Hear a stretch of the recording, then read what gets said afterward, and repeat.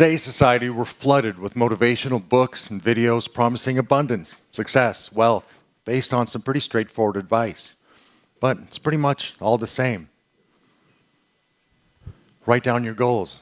Visualize them daily. Act as if you've already accomplished what you want, and success, it'll come to you. Know your why. So many may know these secrets, yet why is it so few are able to consistently follow them to reach their goals, dreams, their aspirations? So quote-unquote experts on the topic will say, well, it's because the first step is you've got to believe in yourself. That's right. Just cast aside all your insecurities, your self-doubt, snap your fingers, and believe. But what if you don't know how to believe in yourself? You may know the why that's motivating you, or you may know the what you're seeking. But if you weren't born with that self-belief gene, or you haven't acquired it somewhere along the way, then all the advice in the world telling you to simply believe in yourself isn't going to help. Because there's something missing. There's a gap. It's a gap between your current state of self and your state of self-belief. The only way to truly fill that gap and learn how to believe in yourself is to do what? Think back. Think back to a time in your life where you had a burning desire to achieve, acquire, accomplish something that was really important to you, but you faced tremendous challenges. Or what was that toy, that dream job, or that just wait till I'm an adult goal you had when you were 10, 12, 15, maybe even now? My one great desire was to own a chrome-plated Diamondback BMX bike with Oakley grips, Diacomp alloy handbrakes, and a laid-back GT BMX seat post. Now, I get it that compared to some of the goals each of you might have had, the bike probably seems a bit anticlimactic.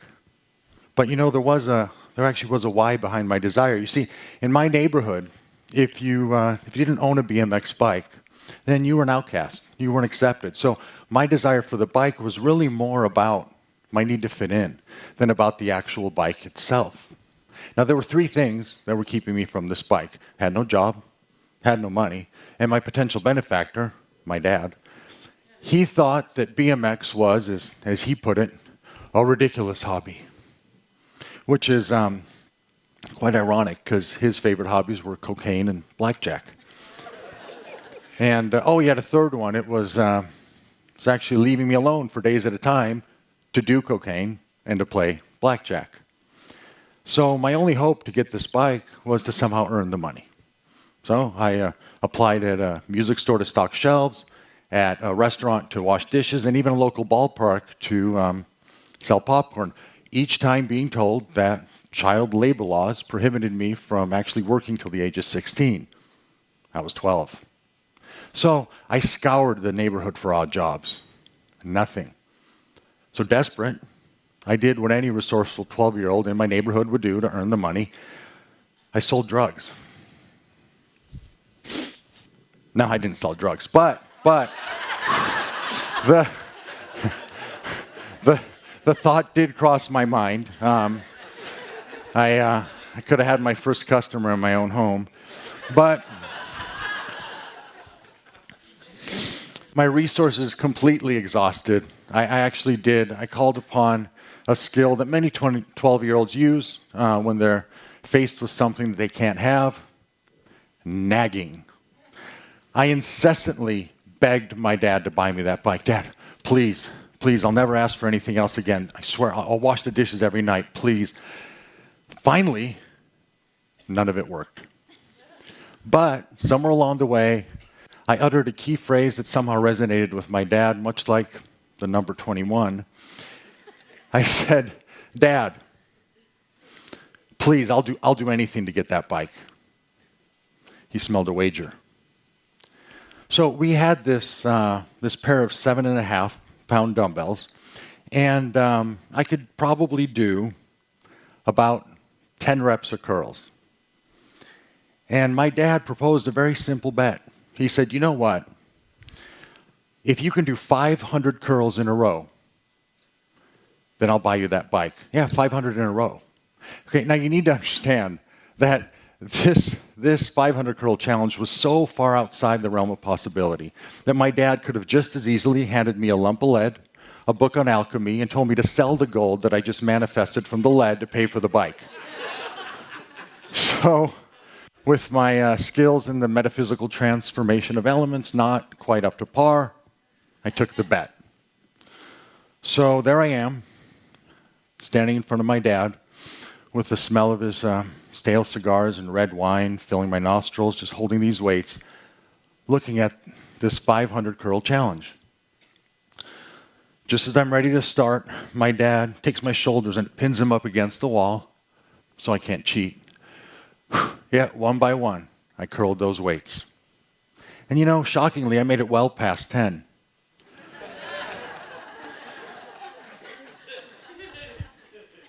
"100 reps in. My biceps were aching, but you know, I continued. 200 reps in. Completely covered in sweat, but I'm thinking, you know, I think I can do this. 300 reps in. Grip starts to grow a little bit weak, start to doubt. It's kind of like when you don't want to make 2 trips from the car to the kitchen, and you mistakenly think you can take all the bags of groceries in one shot. You know, your biceps. You know what I'm talking about. They're burning. Your hands start to grow numb. Circulation kind of gets cut off in your fingers. But, you know, I carried on. 400 reps in. My whole body, it just starts shaking. And then my biceps feel like they're being detached from their tendons, like someone is gouging them with razor blades.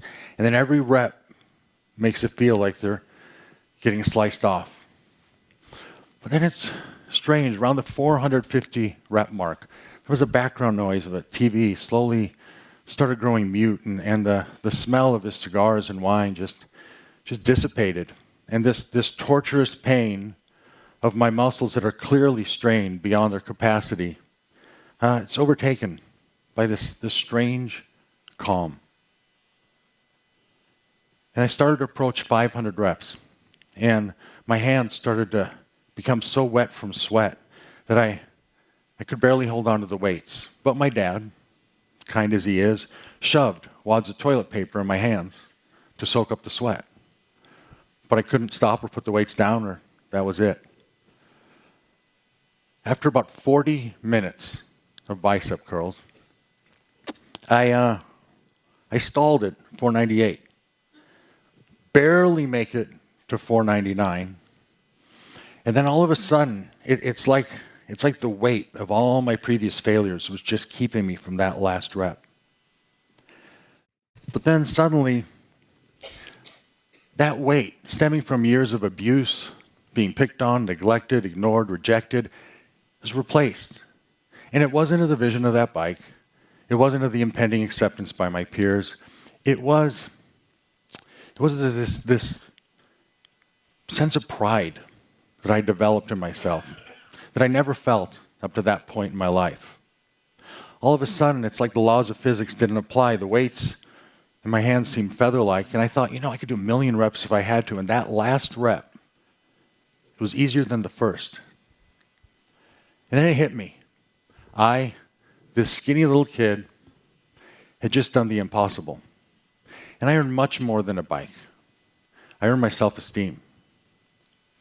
And it wasn't until years later that I really came to understand how deeply this experience defined my self-belief. You see, before I went through this, I never believed in myself at all. I always wished there was some kind of a magic pill I could take that would somehow make me a winner, but there wasn't.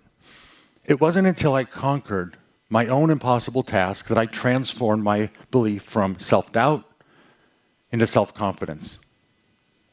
This transformation can actually be explained by studies of the brain, like the ones done by Professor Tanagawa at the MIT School of Biology and Neuroscience. What he found was that when we process an experience, it programs a specific sequence of neurons firing in our brain.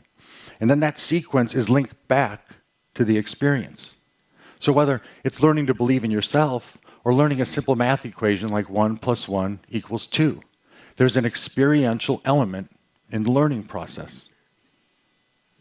So when we go through an experience, an original frame of reference is created, leading to the construction of these specific neural pathways, allowing us then to reconstruct those pathways when we face a similar task or circumstance. That's why you can't just teach a child the 1+1 formula and expect them to understand it right away. But eventually, over time, the light will go on and they'll get it.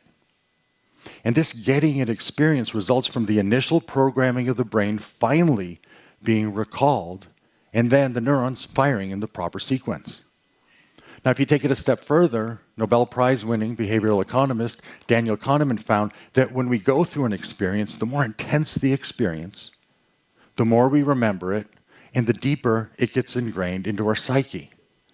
So our most profound experiences have the greatest effects on our life. Well, why is it that we skip over the secret sauce in the learning process when it comes to believing in ourselves? Just as we can't expect a child to understand the concept of math the first time it's introduced, we can't expect to believe in ourselves until we've gone through the experience of belief in ourselves first. That way, whenever we face a challenge, we have the ability to overcome it because our brains can reconstruct the neurons firing in the proper sequence.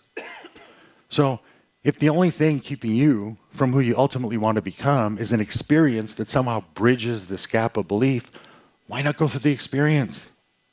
Because if you don't, no matter how big your why, your what may never come. Now, if this was a typical motivational speech, I would have told you stories of my life about overcoming years of abuse, or of my brushes with death early in life, or of how I overcame my biggest failures and turned them into successes. Why then did I choose to tell you the story about a kid, a bike, and a set of dumbbells? Well, it's pretty straightforward. You see, when I had this experience in my life, it affected me, and it's my story. And my goal is not to motivate or inspire you based on my story. My goal instead is for those who don't have their own story to go out and get one. Because you can't keep on hoping that you can rely on somebody else's to affect you. So where current motivational books and videos say that the first step to success is to believe in yourself, neuroscience shows us that we can't believe in ourselves based on someone else's story. We have to conquer our own challenges and then create belief in ourselves. So part of me wondered if this concept would resonate with anyone. And a few months ago, I was at lunch with a friend. And he was just telling me about the weekend he just spent with his 9-year-old son who's survived his multi-year battle with cancer. He said it was the greatest weekend he's ever had in his life. You see, after years of chemotherapy, his son is finally cancer-free. But the treatment process has left him with some brain damage in the cerebellum. And that's the part of the brain that's responsible for balance, movement, and coordination. So, even though the chances of the cancer recurring are very slim, the doctors told my friend that his son wouldn't be able to perform certain tasks that seem normal to most people. Even something as simple as learning how to ride a bike. So as my friend described the joy he felt watching his son overcome the odds, do the impossible, and ride a bike for the first time in his life, I couldn't help but think of my own experience. I literally held back tears as he explained to me that watching his son ride that bike meant more to him than watching his son take his first steps because he just witnessed a miracle. And he'd realized that his son would not only have the ability to survive, but he would have the ability to thrive. And it was at that moment that it became so clear to me how important the events in our lives are that transform us in who we are and in what we can accomplish. So wherever you are in life, whatever mountains are left for you to climb, go out and find your own impossible task to conquer, find your own story to tell, and create an amazing belief in yourself. And then please, whenever you can, help others do the same. Thank you.